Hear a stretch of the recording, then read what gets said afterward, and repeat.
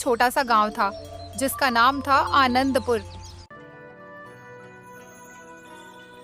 यह गांव पहाड़ों के बीच बसा था, जहां चारों ओर हरियाली और शांति का माहौल था।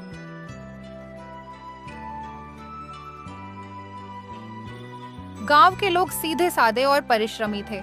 हर कोई खेती बाड़ी करता और अपनी मेहनत से अपना जीवन यापन करता था।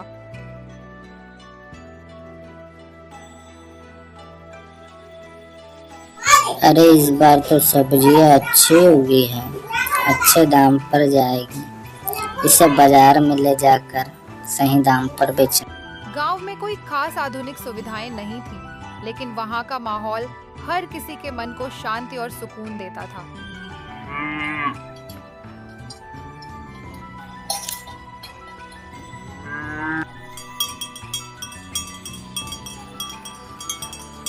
गांव के बीचों बीच एक बड़ा बरगद का पेड़ था, जो पूरे गांव का केंद्र माना जाता था।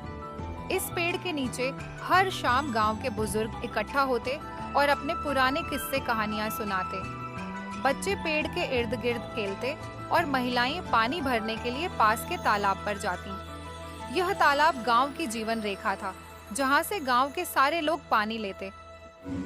अरे बेटा, तुम लोग तो अभी के लड़के हो। हम लोग अपने जीवन काल में कैसे घर चलाते थे वो हमें ही पता है, तुम रहने दो।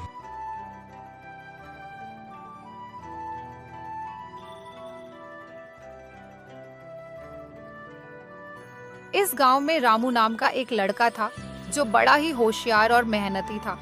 रामू के पिता किसान थे और उसे खेती के सारे काम सिखाते थे। देख बेटा, तू तो खेती करना सीख गया है, लेकिन अपनी आगे पीढ़ी को भी खेती करना सिखाएगा। रामू का सपना था कि वह अपने गांव के लिए कुछ बड़ा करे, ताकि लोग शहर जाने की बजाय गांव में ही खुशहाल जीवन बिता सकें। एक दिन रामू के मन में एक विचार आया। उसने सोचा कि अगर गांव के सभी लोग मिलकर खेती के साथ साथ छोटे उद्योग भी शुरू करें, तो गांव का विकास हो सकता है।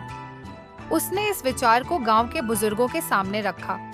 पहले तो सभी ने इसे मजाक समझा, लेकिन जब रामू ने अपनी बात समझाई। देखो चाचा, मेरी बात को मजाक में न लीजिए, एक बार इसे करके देखिए, फिर हमारे गांव का विकास और तरक्की बहुत तेजी से हो पाएगा।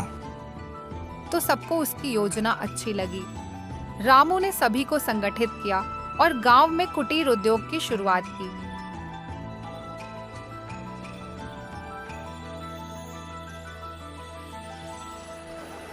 तो गांव वाले, मेरी बात आपको सभी को समझ आ गई ना? लोग अपने घरों में छोटे छोटे उत्पाद बनाने लगे, जैसे मिट्टी के बर्तन, हस्तशिल्प और हाथ से बनी चीजें। धीरे धीरे इन वस्तुओं की मांग शहरों में बढ़ने लगी और गांव के लोगों की आमदनी भी बढ़ने लगी। अब आनंदपुर का हर व्यक्ति खुशहाल था। गांव में सिर्फ खेती ही नहीं, बल्कि कुटीर उद्योगों ने भी लोगों को रोजगार दिया।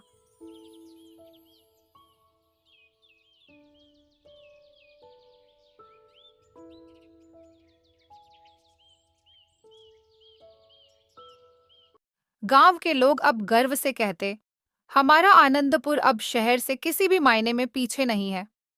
रामू के इस प्रयास ने गांव को बदल दिया। अब वह एक मिसाल बन गया था।